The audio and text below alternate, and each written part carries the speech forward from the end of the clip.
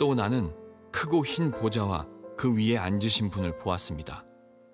땅과 하늘이 그분 앞에서 흔적도 없이 사라졌습니다. 그리고 높은 자든지 낮은 자를 막론하고 죽은 사람들이 모두 보좌 앞에 서 있는 것을 보았습니다. 생명책이 펴져 있고 다른 책들도 펼쳐져 있었습니다. 죽은 사람들은 그 책에 기록되어 있는 대로 각기 행한 행위에 따라 심판을 받았습니다. 바다와 죽음과 지옥도 그 안에 죽어있던 자들을 다 토해냈으며 그들 역시 자기들의 행위대로 심판받았습니다. 죽음과 지옥이 불못에 던져졌습니다. 이 불못이 두 번째 죽음입니다. 생명책에 이름이 기록되지 않은 자들은 누구든지 다 불못에 던져졌습니다. 1월 중순부터 시작된 계시록 설교가 이제 거의 막바지까지 이르렀습니다. 10월 말까지 하게 되는데 오늘 설교를 하게 되면 한 4번 정도 남게 되더라고요. 그 4번 동안 이제 우리가 신앙생활하면서 아주 많이 질문도 하고 고민도 했던 주제들을 하나하나 좀 나눌 수 있을 것 같습니다. 천국에 대해서, 지옥에 대해서, 그리고 교회의 영광에 대해서, 마지막은 마라나타 주 예수의 오시옵소서, 주님을 기다리는 삶에 대해서 하나하나 나누면서 나아가게 될 겁니다. 오늘은 그 중에 하나인데 최후의 심판에 대한 이야기를 하려고 합니다. 최후의 심판에 대한 메시지는 계시록 20장 11절 이하에 나오는 말씀인데 이 내용의 흐름을 보게 되면 19장 후반부에 예수께서 재림을 하십니다. 그리고 20장 후반부에 최후의 심판이 있거든요. 근데 그 사이에 뭐가 하나 끼어 있습니다. 이 끼어 있는 것이 사실 성경에서 가장 많이 논쟁이 되는 내용이 끼어 있는데 그게 바로 천년 왕국이라고 하는 내용이 끼어 있어서 오늘 우리는 최후의 심판에 대한 말씀을 초점을 맞추려고 합니다만 그 앞에 있는 천년 왕국이 여러 다양한 견해도 많고 좀 혼란도 있기 때문에 이 부분도 좀 짚고 최후의 심판 얘기를 들어가 보려고 합니다. 우선 20장 1절부터 6절까지 천년 왕국에 대해서 하신 말씀을 읽고 나눠보겠습니다. 개역개정으로 읽겠는데요, 제가 먼저 1절 읽겠습니다. 또 내가 보매 천사가 무저갱의 열쇠와 큰 쇠사슬을 그의 손에 가지고 하늘로부터 내려와서 용을 잡으니 곧 옛뱀이요 마귀요 사탄이라 잡아서 1000년 동안 결박하여 무저갱에 던져 넣어 잠그고 그 위에 임봉하여 1000년이 차도록 다시는 만국을 미혹하지 못하게 하였는데 그 후에는 반드시 잠깐 노일이라. 또 내가 보좌들을 보니 거기에 앉은 자들이 있어 심판하는 권세를 받았더라. 또 내가 보니 예수를 증언함과 하나님의 말씀 때문에 목뱀을 당한 자들이 영혼들과 또 짐승과 그의 우상에게 경배하지 아니하고 그들이 이마와 손에 그의 표를 받지 아니한 자들이 살아서 그리스도와 더불어 1000년 동안 왕 노릇하니 그 나머지 죽은 자들은 그 1000년이 차기까지 살지 못하더라. 이는 첫째 부활이라. 계속 읽습니다. 이 첫째 부활에 참여하는 자들은 복이 있고 거룩하도다. 둘째 사망에 그들을 다스리는 권세가 없고 도리어 그들이 하나님과 그리스도의 제사장이 되어 1000년 동안 그리스도와 더불어 왕 노릇하리라. 여기서 성도들이 그리스도와 더불어 1000년 동안 왕 노릇하게 될 것이다. 이제 이게 천년 왕국으로 설명되는 말씀의 내용입니다. 그래서 왕 노릇한다라는 말은 부정적인 말은 아니고 왕 같은 존재로 이 땅에서 통치자로 거룩한 영향력 있는 사람으로 살게 될 것이다, 그런 의미인데 이 천년 왕국에 대한 말씀은 성경에서 여기만 유일하게 나오는 본문입니다. 이 내용을 좀 정리해보면 이렇습니다. 예수께서 재림하시고 난 뒤에 기록된 말씀입니다. 천사가 하늘에서 내려오는데 무저갱의 열쇠를 가지고 있었고 쇠사슬을 가지고 있었습니다. 그리고 내려와서 이 천사가 용을 결박해서 1000년 동안 무저갱, 바닥이 없는 구덩이죠, 무저갱에 가두어 버렸습니다. 용이라 그랬는데 용은 옛뱀, 마귀, 사탄 같은 존재를 말하는 겁니다. 그리고 그 1000년 동안 용이 무저갱에 갇혀있는 1000년 동안 그리스도인과 또 모든 신실한 성도들은 그리스도와 더불어서 하나님과 그리스도의 제사장이 되어 그리스도와 더불어 이 땅에서 왕 노릇하게 될 것이다. 이 땅에 1000년에 예수께서 통치하시고 우리가 함께 통치하는 지상 왕국이 건설되게 될 것이다. 이렇게 이제 기록이 되어 있습니다. 그런데 1000년이 지나고 나면 잠시 사탄이 풀려나게 될 것이고 그가 땅의 백성들을 모아 마지막으로 다시 하나님께 대적을 하게 될 것이다. 그러나 그들은 다 패하게 되고 사탄까지도 유황불에 타는 못에 던져지게 될 것이다. 이런 내용이 20장 1절부터 10절까지 있는 천년 왕국에 대한 내용입니다. 앞서 말했듯이 이게 가장 논쟁이 많은 말씀 중에 하나입니다. 아마 여러분은 들어보셨을지 모릅니다. 후천년설이니 무천년설이니 역사적 전천년설이니 세대주적 전천년설이니 굉장히 다양한 견해가 있는데 이 모든 견해를 다 그리 자세하게 이해할 필요는 없을 것 같습니다. 그래도 주요한 두 가지 흐름을 한번 설명을 드려볼 테니까 좀 들으면서 아무래도 한 번이라도 들었으면 누군가가 우리를 속이려 할 때에 좀 더 깨어있을 수가 있으니까 그런 마음으로 제가 설명을 좀 해보겠습니다.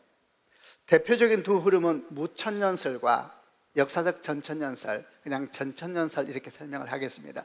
무천년설과 전천년설로 나눠주게 됩니다. 무천년설이라는 이야기는 지상 천년 왕국 같은 건 없다, 그건 다른 의미이다 라고 설명하는 것이고, 전천년설은 천년이 오기 전에 부활이 있다, 그래서 전천년설 이렇게 이제 설명을 합니다. 이 두 가지 견해의 차이를 하나 딱 잡으라 그러면 뭐가 차이냐 하면은 이 천년이라는 숫자가 상징이냐 실제 물리적인 천년이냐, 이제 여기에서 갈라지게 됩니다. 우선 무천년설은 뭐라고 말하냐 하면 상징이다 이렇게 봅니다. 어떤 기간에 대해서 상징하기를 천년으로 표현한 것이다 이렇게 말하는 것이고, 전천년설은 아니다, 실제 물리적인 천년, 그 왕국이 이 땅에 이루어지는 것이다 이렇게 이제 설명을 하는 견해입니다. 무천년설부터 좀 자세하게 설명해 보면 이렇습니다. 이들은 뭐라고 말하냐면 실제 천년이 아니라 상징이다. 계시록에 나오는 모든 숫자가 상징으로 풀었지 않느냐. 천년이라는 것은 10의 3승인데 10이 하나님의 숫자이니까 하나님께 통치하신 어떤 기간에 대해서 말씀하는 것이 천년이다. 그럼 그 기간이 뭐냐? 예수님의 초림부터 재림까지 시간, 우리가 교회 시대를 이렇게 말을 하거든요. 예수님의 초림부터 재림까지 시간을 천년이다 이렇게 상징적으로 표현한 것이다 라고 말을 합니다. 이 기간 동안 예수님과 그 예수를 믿는 사람들이 이곳에서 어떤 인생을 살게 되는가? 왕과 같은 인생을 살게 되는 것이다. 그게 바로 베드로전서 2장 9절 말씀, 오직 너희는 왕 같은 제사장이요 거룩한 나라요 그의 소유된 백성이다. 다 완료형을 쓰거든요. 이것이 십자가에서 우리에게 주어진 특별한 하나님의 부르심이고 사명이고 새로운 신분이다. 이제 이렇게 설명하는 것이 무천년설입니다. 왜 무천년설을 했을까? 왜 무천년설을 했냐면 아까 제가 좀 말씀드렸습니다만은 주님의 재림하신 이후에 이 땅에 물리적인 천년 왕국은 없는 것이기 때문에 그렇다. 그리고 천년 왕국이 끝날 쯤에 다시 사탄이 잠시 풀려나서 땅의 백성들을 모아서 마지막으로 하나님을 대적한다 그랬는데 그런 전쟁도 없을 것이다. 왜냐하면 예수님의 재림과 함께 모든 영적 전쟁은 끝났기 때문에 그렇다 이렇게 봅니다. 예수께서 재림하시면서 짐승과 적그리스도를 유황못에 던졌고 또 그를 따르는 자들을 다 죽어서 그 시체가 새들이 먹이가 되었지 않느냐. 그러니 또 다른 영적 전쟁은 없는 것이다. 그럼 왜 거기에 기록되어 있느냐? 왜 주님의 재림 이후에 그게 기록됐느냐? 왜냐하면 초림부터 재림 사이에 있었던 그런 왕적인 부르심, 그 끝이 재림에서 완성이 되거든요. 그것을 설명하기 위한 것으로 천년왕국에 설명되어 있는 것이다 이렇게 보는 겁니다. 근데 약간 질문도 남습니다. 첫째 부활이라는 말도 나오고 또 천년왕국 동안 사탄이 결박당해서 무적에게 갇힌다 그랬는데, 우선 지금 우리가 천년왕국 시대를 살고 있다는 얘기잖아요, 이 무천년설은. 그런데 지금 사탄이 뻔뻔하게 살아가지고 일하고 있지 않느냐, 그가 갇혀있지 않았지 않느냐 이렇게 이제 질문을 던질 때 무천년설은 뭐라고 말하냐면, 사탄이 결박당해 무정에 갇혔다는 말은 사탄이 아무런 활동을 못한다는 뜻이 아니고 십자가의 예수를 믿는 사람에게 사탄은 결정적인 한계를 가지게 되었다라는 의미이다 이렇게 설명합니다. 사탄이 활동을 하긴 하지만 결코 십자가를 믿는 이들을 죽이거나 멸망시킬 수는 없다는 말이다. 우리를 속여 잠시 우리를 넘어뜨릴 수는 있어도 죽일 수는 없는 그 결정적인 한계, 그게 초림과 십자가와 부활을 통해서 사탄에게 지어진 한계이다. 바로 그것을 설명하는 것이 결박당해서 무정에 갇힌 것이다 라는 표현이 의미하는 바다 이렇게 이제 설명을 하는 겁니다. 첫째 부활은 무슨 말이냐? 첫째 부활은 우리가 예수를 믿을 때 예수와 함께 죽고 예수와 함께 살아났지 않느냐, 영적인 부활이죠. 거듭남, 그게 첫째 부활을 의미하는 것이다 이렇게 말하면서 천년 왕국이 실제 지상천년이 아니라 초림부터 재림사에 있었던 왕 같은 제사장으로 부름받은 그들의 삶에 대한 설명을 뒤에 덧붙인 것이다. 이게 이제 무천년설이 설명하는 겁니다. 이 무천년설은 전통적으로 개신교의 주된 신학이었습니다. 어거스틴도 그렇고 종교개혁자들 루터이나 깔병 다 이 무천년설 입장을 가지고 있었습니다. 그러면 전천년설은 어떻게 바라보는 것이냐? 전천년설은 문자 그대로 보기 위해서 노력을 많이 하는 접근입니다. 성경에 천년이 나오니까 이건 실제 천년으로 봐야 되지 않느냐, 이렇게 접근하려고 해서 실제 천년 동안 이 땅에 예수께서 통치하시고 그리스도인들이 함께 다스리는 왕국이 건설되게 될 것이다. 그게 언젠가 재림이 먼저 나오고 19장에 20장 앞부분에 천년왕국 나오고 뒷부분에 최후심판 나오니까 그 순서대로 진행될 것이다. 재림하시고 난 뒤에 예수님의 성도들과 다스리는 천년왕국 이 땅에 건설되게 될 것이고 끝에 가면 사탄이 잠시 풀려나지만은 그들도 패하게 될 것이고 그리고 마지막 심판이 그 뒤에 이를 것이다. 이렇게 설명하는 것이 순서대로 또 문자 그대로 믿으려는 이제 이런 시도가 무천년설이 가지고 있는 접근입니다. 장점은 뭐냐? 말씀 그대로 믿으려고 하니까 그게 장점이죠. 그게 권위이죠. 단점은 뭐냐? 이럴 경우에 설명되지 않는 몇 가지가 있는 것이 숙제입니다. 예를 들면은 천년왕국 뒤에 사탄이 잠시 풀려나서 땅의 백성들을 모아 군대를 이룬다 그랬는데 도대체 그들 어디서 온 거냐? 19장을 보면 재림하실 때 주께서 최후의 영적 전쟁을 일으키셨고 그리고 짐승과 거짓 선자를 불못에 떨어뜨리셨고 그를 따르는 모든 자들은 죽어 새 먹이가 됐다 그랬는데 갑자기 또 사탄이 땅의 백성들을 어떻게 모으는 것이냐, 그들은 누구냐, 이제 이런 질문에 대해서 답하기 어려운 것이 이 전천년설이 가지고 있는 약점입니다. 그래도 말씀 그대로 믿으려고 하고 순서 그대로 믿으려고 하는 것은 강점이기도 하지요. 그럼 이렇게 천년을 실제 천년으로 보는 전천년설은 기독교 역사에서 어느 정도 지위에 있었느냐? 우선 초대교회도 이걸 믿는 분들이 있었습니다. 이레니우스라는 티툴리안 아주 유명한 교부들입니다. 그리고 현대에 와서도 일부 복음주의 신학자들이 주장하는 견해이기도 합니다. 제가 지금 여러분에게 무천년설, 전천년설 설명했는데 아, 있구나 그렇게 생각하시면 됩니다. 자, 여러분은 어떤 견해가 좀 다가오세요? 교회사적으로 좀 설명을 해드리면 원래 교회사적으로는 초대교회는 특별히 313년에 기독교가 공인됐거든요. 로마에서 기독교가 공인되기 전까지는 전천년설이 주류를 이루었습니다. 말씀 그대로 믿으려고 했죠. 그런데 이제 어떤 문제가 생겼냐면 313년에 기독교가 공인되잖아요. 공인되자 당시 신학자는 어떻게 받아들였냐면 이것이 바벨론의 멸망으로 받아들였습니다. 계시록의 바벨론은 당시에 로마 제국을 의미한다는 것은 다 동의하고 있었거든요. 또 로마 제국이 기독교를 받아들였잖아요. 이것을 바벨론의 멸망으로 받아들였습니다.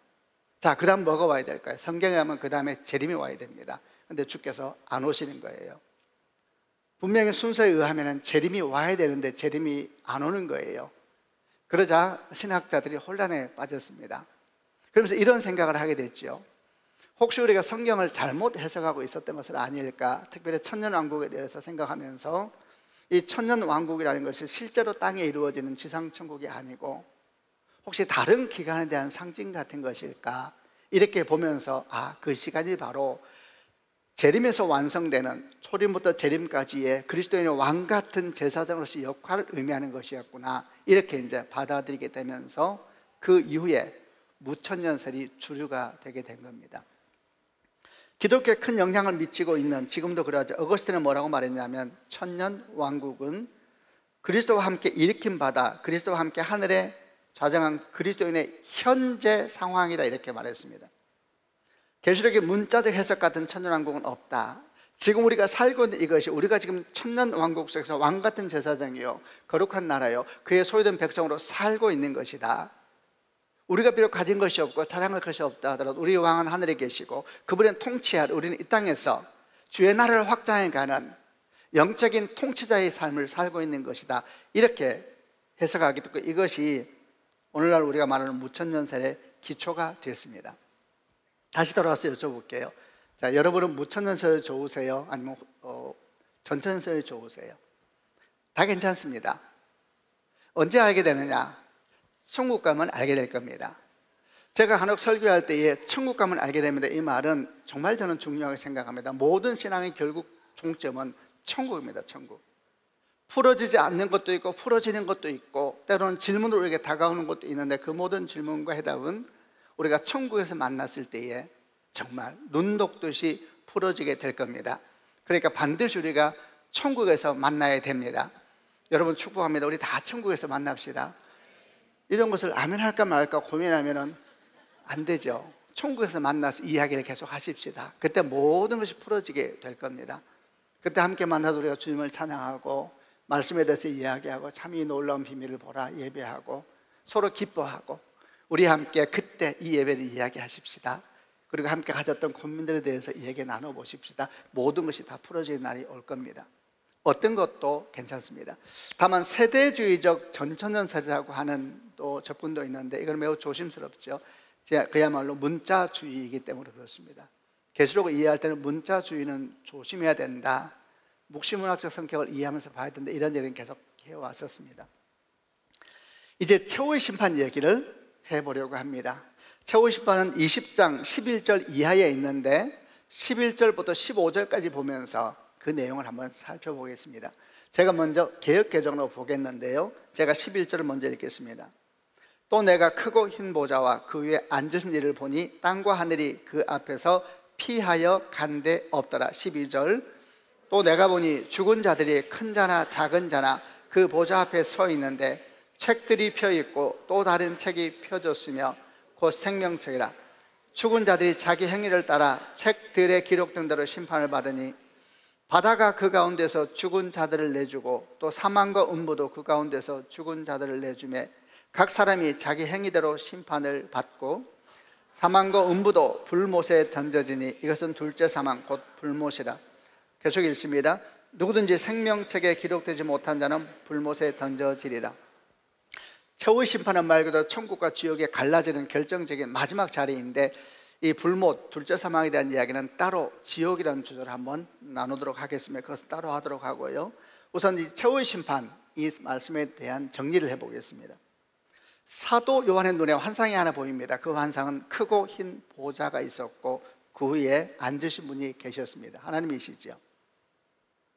그런데 그분이 앉아있는 모습을 보는데 갑자기 땅과 하늘이 그 앞에서 피하여 간 데 없더라 이렇게 표현되어 있는데 쉬운 성경은 그 앞에서 흔적도 없이 사라졌다 이렇게 말을 해요. 하나님께서 크고 높은 보좌에 앉아 계시는데 왜 그 앞에 땅과 하늘이 피하여 달아났을까? 흔적도 없이 사라져 버렸을까? 왜냐하면 심판하시는 하나님의 압도적인 영광 앞에서 세상의 모든 죄악의 역사들, 세상의 모든 것들은 다 흩어지고 사라져버리고 말기 때문에 그런 겁니다. 개역개정 번역에 의하면 피하여 간 데 없더라. 그런데 이게 어떤 뜻이 있냐면 달아나 버렸다, 사라져 버렸다, 한순간에 다 흩어져 버렸다 이런 뜻을 가지고 있습니다. 주의 그 큰 영광 앞에 땅에 속한 무엇이 계속 존재할 수 있겠습니까?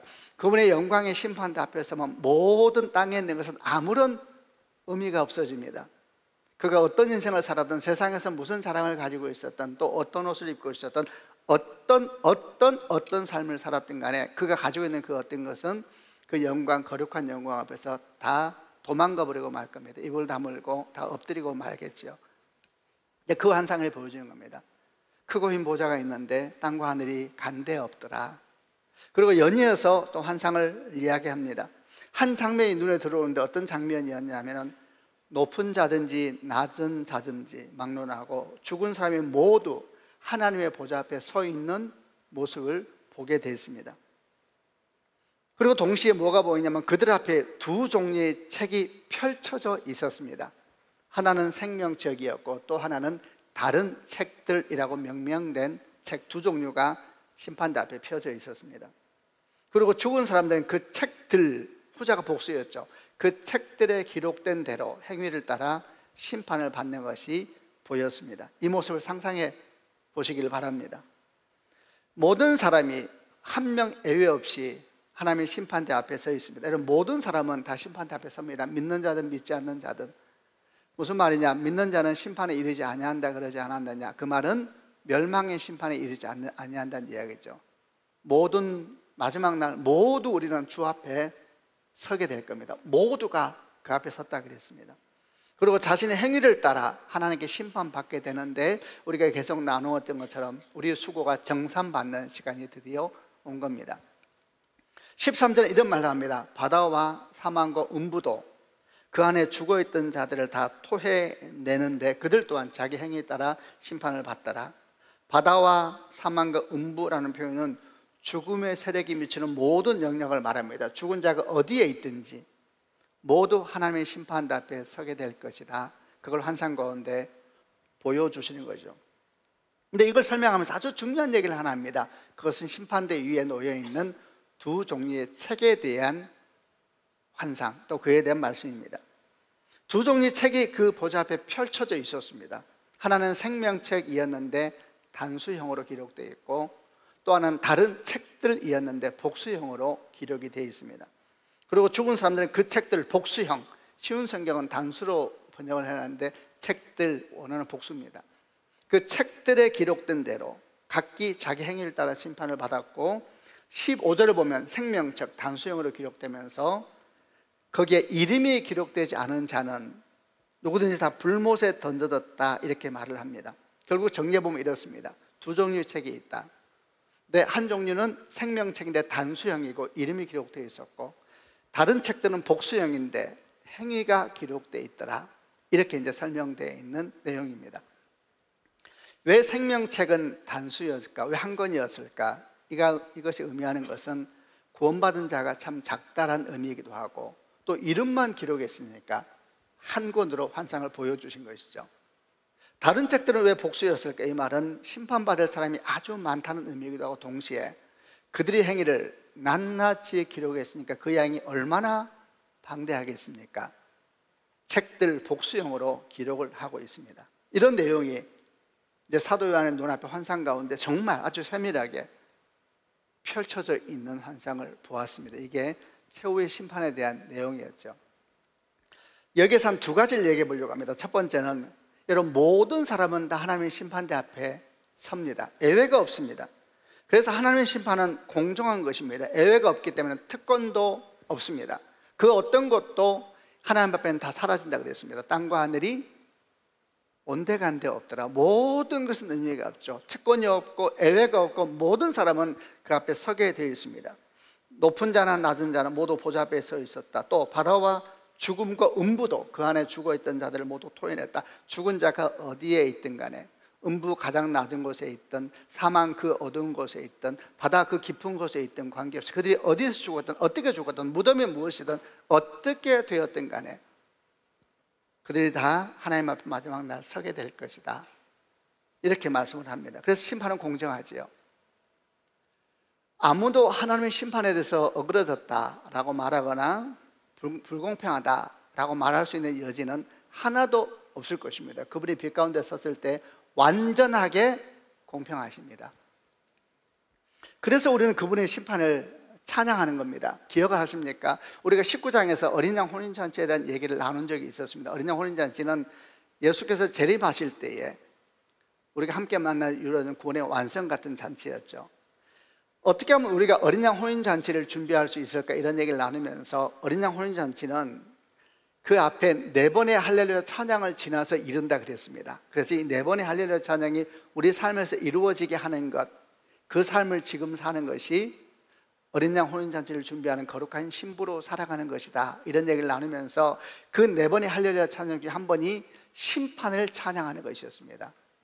우리는 그때 이런 질문을 했었습니다. 어떻게 심판을 찬양할 수 있을까? 심판은 무서운 것이고 끔찍한 것이고 할 수만 있다면 피하고 싶은 것인데 왜 심판을 찬양하라 라고 말씀하는 것일까? 이런 질문하면서 우리가 생각하는 심판이 몹시 뭔가 문제가 있는 이해였구나, 이런 얘기를 나눴습니다. 그러면서 두 가지 이유를 얘기했었죠. 왜 그분의 심판을 찬양해야 되는가? 첫 번째는 공정하기 때문입니다.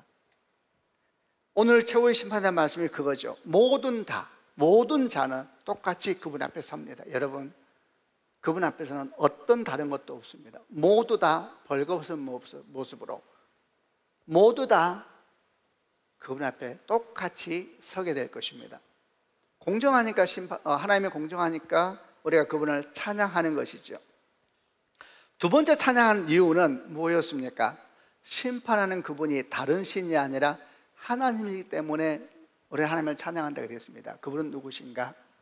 그분은 죽이고 멸망하고 파괴하는 분이 아니시죠. 오히려 살리고 회복시키시고 그리고 재건하는 분이시죠. 오늘 본문도 그랬습니다. 오늘 본문 최후의 심판에 대한 메시지를 보면서 여러분 어떤 느낌이 드십니까? 최후의 심판에 대한 메시지는 죽음의 메시지입니까? 절망의 메시지입니까? 아닙니다, 여러분. 묵상하다 보면 이 최후의 심판에 대한 메시지는 죽음과 멸망의 메시지가 아니라 어둠과 절망에서 벗어나서 어떻게 하든지 회복되기를 원하시는 간절한 하나님의 외침 같은 것이고 사랑의 메시지인 걸 볼 수 있습니다. 하나님은 회복을 원하십니다. 최후의 심판은 모든 것을 보십시오. 이렇게 왜 밝히 설명하고 계시는 걸까요? 매우 자세하게 설명을 합니다. 만약 하나님께서 우리 멸망을 기뻐하시는 분이시라면 이렇게 자세하게 알려주실 필요도 없다고 생각했습니다. 그냥 자기 죄를 자기가 감당하면 되는 것이죠. 그런데 주께서 하나하나 설명해 주시면서 어떻게 하면 살 수 있는지를 하나하나 설명해 주시는데 저는 이렇게 생각됐습니다. 마치 이 설명은 생명을 담보로 하는 시험을 앞두고 그 답을 오픈해 주시는 것과 똑같은 것이 아닌가. 여러분, 생명이 걸려있는 면접이 있다고 생각해 보십시오. 생명이 걸려있는 시험이 있다고 생각해 보십시오. 그런데 그 시험을 앞두고 그 시험의 주관자가 여러분에게 그 시험의 답을 먼저 알려주면서 어떻게 하면 죽음이 아니라 생명을 택할 수 있는지를 알려주신다면 여러분, 그 알리는 메시지는 생명입니까? 멸망입니까? 생명입니다. 왜 이렇게 자세하게 설명하시는 것일까? 마치 저는 이렇게 생각했습니다. 비밀스러운 영업 비밀을 다 오픈하시는구나. 여러분, 이 모습을 보면은 하나님께 심판을 하시는데 심판대의 영광이 얼마나 큰지를 설명하면서 그 심판대 위에 있는 책까지 설명을 해줘요. 여기는 뭐가 적히고 뭐가 적히고 하나하나 설명을 하는데 이 모든 것을 저는 느끼기를 주님께서 영업 비밀을 오픈하고 계시는구나. 모두가 알기 원하시는구나. 주님 메시지는 죽음이 아니구나. 생명입니다, 생명. 두 종류의 책을 생각해 보십시오. 하나는 생명책이고 이름이 기록되어 있습니다. 단수형이라 그랬죠. 하나는 행위가 기록되어 있습니다. 다른 책들이라 그랬죠. 복수형이라 그랬죠. 원래 심판은 행위에 따라 하는 겁니다. 그게 가장 공정합니다. 그가 뿌린 대로 거두는 것이 공정한 것이 아닙니까? 가장 공정합니다. 그래서 원래 심판 때에는 생명책이 없었습니다. 언제 이 생명책이 생겼냐? 2000년 전에 그분이 오시면서 이 사건이 시작됐습니다. 2000년 전에 그분이 오시면서 우리 죄를 대신 지고 죽으시면서 죽음으로밖에 갚을 수 없는 빚을 갚아준 겁니다. 대신 지고 죽으시면서 이 생명책에 대한 이야기는 시작이 됐습니다. 대신 갚아준 것입니다. 대신 죽으신 것입니다. 모든 우리의 죄가 생명으로도 갚을 수 없는 그 모든 죄가 십자가의 피로 말미암아 지워지게 된 겁니다. 마치 저는 이렇게 생각됐습니다. 비대명부가 있는데 십자가가 그 가운데 붉은 두 줄로 빚을 하나하나 지워주는 것입니다. 이사를 할 때 집을 사거나 전세나 월세를 갈 때 우리는 다 그 집에 대한 내력을 떼보잖아요. 저는 이런 생각할 때가 있습니다. 어느 집을 가보면은 굉장히 담보가 많았어요. 근데 열심히 산 것 같아요. 거기에 딱 줄이 꺼진 걸 보면은, 그리고 깨끗한 등기부 등본인가 호적 등본인가 뭐라 그래요? 아무튼 그거에 딱 이렇게 그어진 걸 보면 어떤 생각이냐면 참 열심히 사셨구나. 하나도 담보도 없고 얼마나. 근데 여러분 생각해 보세요. 생명으로밖에 지울 수 없는 빚이 있었는데 그게 십자가의 두 피로 붉게 지워진 상상을 해보시길 바랍니다. 우리는 원래 행위가 기록된 책에 기록되어 있었던 사람들인데 예수의 십자가의 피로 말미암아 우리의 죄의 목록에 붉은 두 줄이 그어지게 되었습니다. 그리고 우리 같은 사람을 위한 다른 책이 그때 처음으로 심판대 위에 놓여졌습니다. 그걸 생명책이라고 말하는 겁니다. 시편 103편 12절 다윗이 말했습니다. 동이 서에서 먼 것처럼 그분은 우리로부터 죄를 멀리 치우셨습니다. 이사야 1장 18절 말씀에 오라 우리가 서로 변론하자. 너희 죄가 주홍 같을지라도 눈과 같이 희어질 것이요 진홍같이 붉을지라도 양털같이 희게 되리라. 요한일서 1장 9절 말씀에 만일 우리가 우리 죄를 자백하면 그는 미쁘시고 의로우사 우리 죄를 사하시며 우리를 모든 불의에서 깨끗하게 하실 것이요 골로새서 2장 13절 14절을 여러분은 죄 때문에 영적으로 죽은 사람이었으며 죄된 욕망에서 벗어나지도 못하였습니다. 그러나 하나님께서는 여러분을 그리스도와 함께 살리시고 우리의 모든 죄를 용서해 주셨습니다. 하나님께서는 우리를 거스리는 기록된 빚의 문서들을 우리 가운데 취하여서 그것들을 십자가에 못 박아 깨끗이 없애 주셨습니다. 결코 지울 수 없는 빚의 목록들이 예수의 십자가의 피로 붉게 지어진 것, 여러분 그로 말미암아 생긴 것이 생명사건입니다. 저는 마지막 심판에 대한 말씀을 보면서 이렇게 생각할 수밖에 없었습니다. 마지막 심판에 대한 이야기는 절망인 거 아닙니다. 최후의 심판의 메시지는 하나입니다. 생명, 생명, 생명입니다. 모든 것을 밝히 보여주시면서 낱낱이 보여주시면서 너희가 어떻게 준비해야 살 수 있는지, 어떻게 해야지 이 시험을 너희가 통과할 수 있는지 하나하나 보여주시는 메시지가 계시록 20장에 있는 최후의 심판에 대한 메시지입니다. 여러분, 최후의 심판은 멸망의 메시지가 아닙니다. 생명이 어떻게 우리에게 임할 수 있는지, 그리고 우리가 지금 어떤 생명 가운데 있는지를 알려주는 메시지죠. 그럼 우리가 어떻게 살아야 되겠습니까? 당연히 그런 질문을 우리에게 던질 수밖에. 우리는 어떻게 살아야 되겠습니까? 왕 같은 제사장으로 살아야 돼. 우리는 이미 예수의 초림부터 재림사에 있었던, 아니 초림의 십자가로 말미암아 우리에게 주어진 왕적 능력이 있습니다. 너희는 왕 같은 제사장이요 거룩한 나라요 그의 소유된 백성이다. 어떻게 살아야 될 것인가? 왕같이 살아야지요. 여러분, 왕은 생각이 다릅니다. 인생에 살다 보면 고난도 있고 어려움도 있지만 배고픔도 있고 그렇지만 왕은 배고플 때 자기 배고픔을 먼저 생각하지 않고 백성들을 생각하고 이웃을 생각하고 공동체를 생각하죠. 그러나 거지는 지만 생각합니다. 자기만 배부르면 됩니다. 우리는 거지가 아니지요. 우리는 왕 같은 제사장입니다. 우리는 누구입니까? 우리는 하나님의 비밀을 본 사람들입니다. 여러분, 비밀이 이렇게 밝게 드러나 있습니다. 우리는 생명책에 기록된 사람들입니다. 주의 십자가로 말미암아 붉은 두 줄이 우리 죄의 목록에서 그어졌습니다. 더 이상 그 죄가 여러분과 저를 주장하지 못합니다. 그래서 우리는 다시 묻는 겁니다. 어떻게 살아야 하겠습니까? 주님, 왕 같은 제사장으로 거룩한 나라로 그의 소유된 백성, 그게 뭔가에 대해서 질문하고 고민하고 기도하고 예배하고 엎드리면은 그 사람에게 주의 은혜가 임하게 될 겁니다. 말씀을 마무리하겠습니다. 여러분 보십시오. 계시록은 마지막까지 똑같은 메시지를 우리에게 전합니다. 생명, 생명, 생명입니다. 우리가 어디에서인지를 정확하게 밝히 보여주면서 사실을 직시하게 하고, 그리고 어떻게 하면 살 수 있는가에 대해서 보여주는 말씀이 계시록입니다. 그러므로 이 생명이, 이 은혜가 우리 가운데 이미 임하였으니까 그 생명의 사람으로 왕같이 살아가는 성도가 되기를 다시 한번 주님의 이름으로 축원합니다. 아멘. 주의 은총이 여러분과 함께 하시기를 바랍니다.